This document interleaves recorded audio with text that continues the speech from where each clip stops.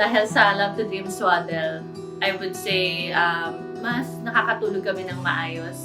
And ang mas mahalaga din dun is mas nakakatulog ng maayos yung aming mga babies. Hi, I'm Mommy Liz and I'm a mom of two. I have a 28-month-old toddler, Kaya, and this is my newborn. She's 7 weeks old. Her name is Kalea.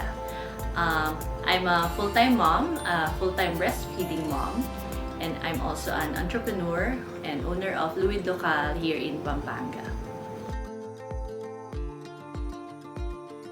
Much better na this time. I would say na mas nakahandle namin better ngayon. Since second nga and may experience na rin sa pag-aalaga ng baby.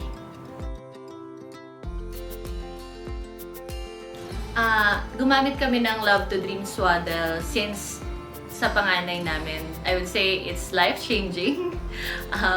Dahil sa Love to Dream Swaddle, mas nakakatulog kami ng maayos.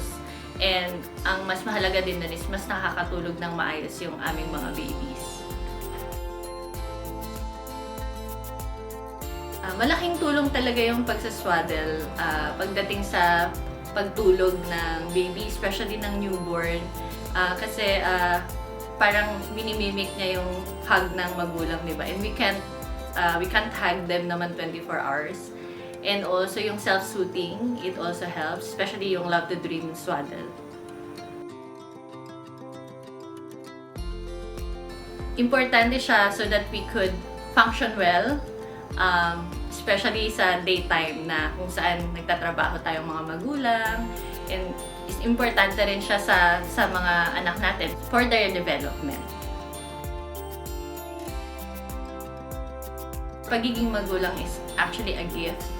Walang playbook sa pagiging perfect na magulang kasi wala namang perfect talaga.